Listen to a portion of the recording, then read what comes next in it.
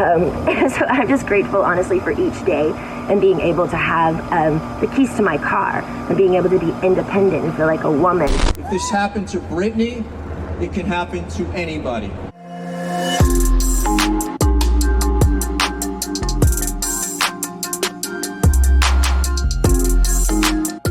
Not only did she shine a light on this conservatorship, but she shined a light on conservatorships from California to New York.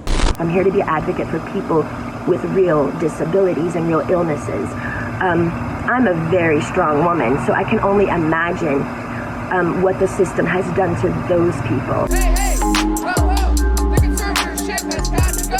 Hey, hey, whoa,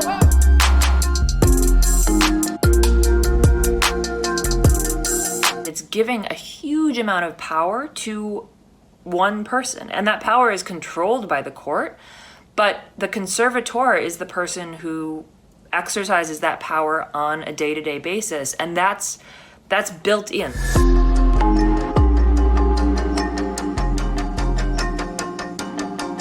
It's fundamentally a disability issue, and I think our society's stigma and ableism is a big part of why they're so overused. There's something called the school to guardianship pipeline or school to conservatorship pipeline, where people with intellectual and developmental disabilities end up in conservatorship as soon as they turn 18, often because schools tell families that that's what they should do or that's what they must do. There are people who could use many, many alternatives that are less restrictive, that actually protect people's safety better, that families don't know about. Some people also end up in conservatorship during or after a psychiatric crisis of some sort.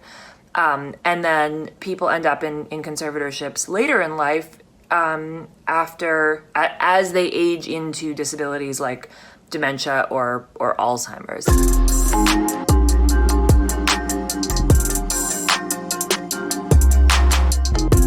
I want to be able to get married and have a baby. I was told right now in the conservatorship, I'm not able to get married or have a baby. I have a ID inside of myself right now, so I don't get pregnant. I wanted to take the ID out so I could start trying to have another baby, but this so-called team won't let me go to the doctor to take it out because they don't want me to have any more children. In our view, the problems of conservatorship are not just outright abuse and neglect. That's, of course, a harm, and it's real, and it happens a lot, though we don't know how often because there isn't data about these issues.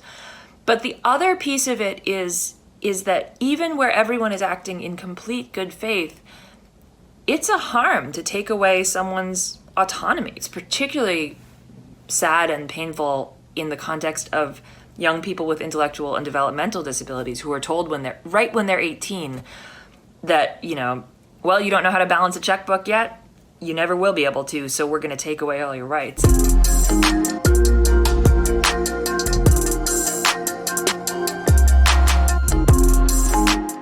Some of you may know that as a result of Britney, California has passed legislation to try to ensure that conservatorships like this that were corrupted by her father do not happen again. In recent months, one conservatorship has captivated the world, revealing the deeply restrictive nature of these arrangements and just how easily they can be abused and how difficult it can be to escape. Of course, I'm talking about Britney Spears. Part of what needs to be done is really changing laws to be really explicit that conservatorship and guardianship is the last resort. And we also need much easier access to getting out of conservatorships, to access the court to get out of a conservatorship, to have a lawyer who could help you, in the termination process.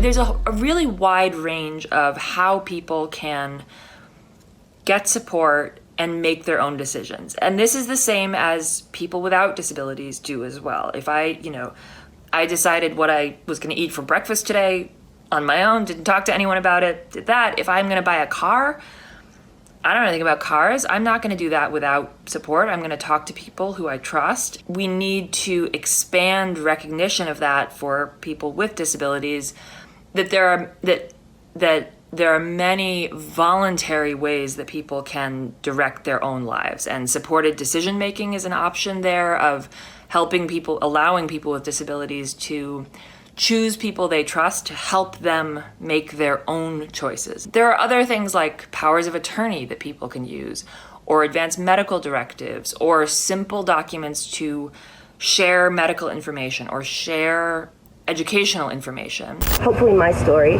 will make an impact and make some changes.